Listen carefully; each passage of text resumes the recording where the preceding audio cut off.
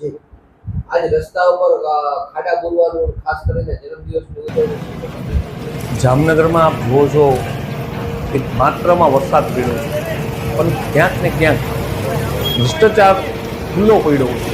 જામનગરના રોડ રસ્તા, જામનગરના પેચવર્ક ના થયા હોય, જામનગરમાં ભૂગર્ભ ગટરમાં ભ્રષ્ટાચાર, કચરા ઉપાડવામાં ભ્રષ્ટાચાર, સતત અમે 4 મહિનાથી તમે જોવો છો આપના મીડિયા મારફતે જામનગરની જનતાનો જે અવાજ છે, જે સમસ્યાઓ છે, જામનગર મહાનગરપાલિકાના જે સત્તાધીશો છે, ચેરમેન સાહેબ હોય, જામનગરના પ્રથમ નાગરિક મેયર સાહેબ હોય, વારંવાર ધરણા કર્યા છે, આવેદન દીધા છે, મૌખિકમાં લેખિતમાં ઢોલ નગારા વગાડ્યા છે, શંખનાદ કર્યો છે, છતાં પણ કુંભકર્ણની નિંદ્રામાં સૂતેલા તો હોય, પણ આ જાગેલા સત્તાધીશોએ ક્યાંય પણ જનતાનું સાંભળવું નથી.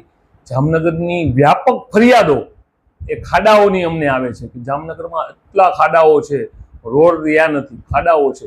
તો આ ખાડા પૂરવા માટે સત્તામાં બેઠેલા છે એ અધિકારીઓ, તંત્ર, એને કામ કરવું પડે, પણ ક્યાંય લાછન લાગવામાં નહીં, ગાડીઓમાં ફરવાનું અને ભાજપના તાઇફા કરવાના, કામ પ્રજાનું કરવાનું નહીં. એટલે આજે મારો જન્મદિવસ હતો. સૌ કોંગ્રેસ પરિવારે એવું વિચાર્યું કે આજના દિવસે પ્રજાનું કાંઈક કામ થાય ને આ લોકો નિંદ્રામાંથી જાગે એવું કામ કરીએ. એટલે અમે આજ સાથે મળી અને 7 રસ્તાથી ગુરુદ્વાર જે રોડ જાય છે ત્યાં મસ્ત મોટા ખાડા હતા. આ ખાડામાં અમે ટ્રેક્ટરથી મોરમ લઈ અને ખાડા બુર્યા છે. આવતા દિવસોમાં જાગી અને તાત્કાલિક જનતાના જે પ્રાણ પ્રશ્ન ખાડાઓ છે એ બુરે. નકર અમે જામનગરની જનતા પાસે જાસી, એની પાસે સહકાર માગશી કે જામનગરના રસ્તાઓ જે ખાડા પડ્યા છે એના માટે તમે અમને ફંડ આપો, અને એ ફંડથી અમે ક્યાંક ને ક્યાંક મોરબને લઈ અને આ ખાડા બુરવાનું કામ આવતા દિવસોમાં પણ કરશું.